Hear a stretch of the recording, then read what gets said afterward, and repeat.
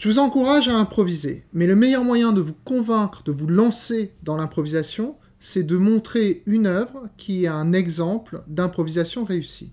L'œuvre dont je veux vous parler aujourd'hui, c'est le roman d'un acteur de Philippe Cobert. Philippe Cobert est un comédien, c'est notre contemporain. Le roman d'un acteur, c'est sa plus grande œuvre. C'est une série de pièces de théâtre qui existent en DVD, donc je vous recommande d'aller les voir en DVD. Le roman d'un acteur, c'est le récit de Ferdinand, un jeune homme né à Aix, monté à Paris pour faire du théâtre et qui intègre une prestigieuse troupe, le Théâtre du Soleil. Et c'est ses pérégrinations et sa vie commune avec cette troupe pendant quelques années. Si vous êtes un spectateur et que vous allez voir cette pièce, dans cette pièce, il n'y a pas d'improvisation ou presque pas d'improvisation. C'est une série de 10 ou 11 pièces de plus de 3 heures où le comédien Philippe Cobert exécute un texte avec une très très grande précision.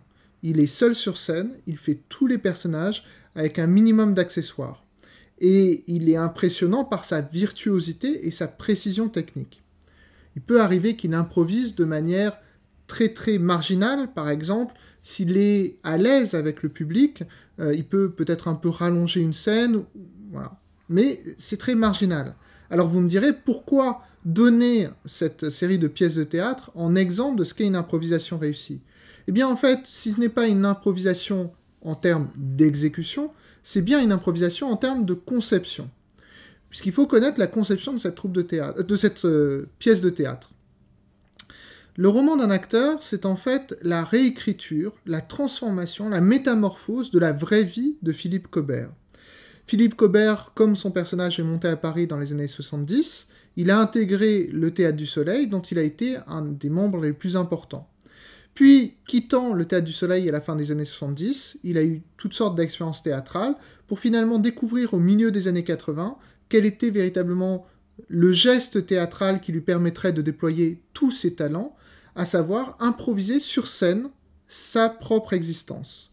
Alors attention, je vous l'ai bien dit, il n'improvise pas sur scène son existence en l'exécutant devant vous, mais c'est une improvisation en termes de conception. C'est-à-dire qu'avant de vous présenter le spectacle, il y a eu un travail en amont extrêmement important, qui a commencé d'abord par Cobert tout seul sur scène, sans personne dans la salle, improvisant sa vie, puis Cobert devant des amis, ou devant des comédiens, improvisant toujours sa vie, ou s'enregistrant sur un magnétophone. Finalement, c'est en jouant comme ça librement sur scène, sans accessoires, il a inventé toute une matière de scènes, des aventures de Ferdinand, toutes plus ou moins rocambolesques, et après coup, il y a eu un travail de réécriture, de scénarisation, de repérer quelles étaient les bonnes scènes, les scènes qui étaient bonnes mais qui s'inséraient mal dans le récit, et les scènes qui faisaient avancer le récit. En un sens, on a l'exemple typique, là, d'un texte qui est à la fois une improvisation parfaite en termes de conception, et qui, en termes d'exécution, n'est pas du tout une improvisation. Un autre élément très intéressant, c'est que je vous ai dit que c'est inspiré de la vraie vie de Philippe Cobert.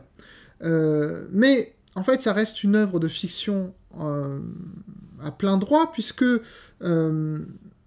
chaque fois que Cobert a eu à arbitrer entre la fidélité aux faits réels et la logique de son propre récit, il a toujours préféré la logique de son propre récit. Je donne cette précision de manière à répondre aux interrogations de certains d'entre vous, qui pourraient penser que qui dit improvisation dit récit d'imagination, dit invention pure. Ce n'est pas le cas. Vous pouvez avoir pour projet de raconter une histoire qui est inspirée de faits réels, vous pouvez avoir le projet de raconter une histoire qui est inspirée de votre propre vie, mais dans ces deux cas, même si vous avez une base réelle, vous devez vous livrer à un effort de création, à un effort d'improvisation. Puisque fondamentalement, ce qui est important, ce n'est pas tant la fidélité à la vérité que la fidélité au pacte que vous allez établir avec votre lecteur. Je précise aussi, et c'est peut-être la chose la plus importante, écoutez bien, si la société de production des films de Philippe Cobert veut me rémunérer pour la publicité que je fais chaque année à ce spectacle qui est exceptionnel, voici mon adresse, david@draftquest.com. Je suis ouvert à toute proposition commerciale.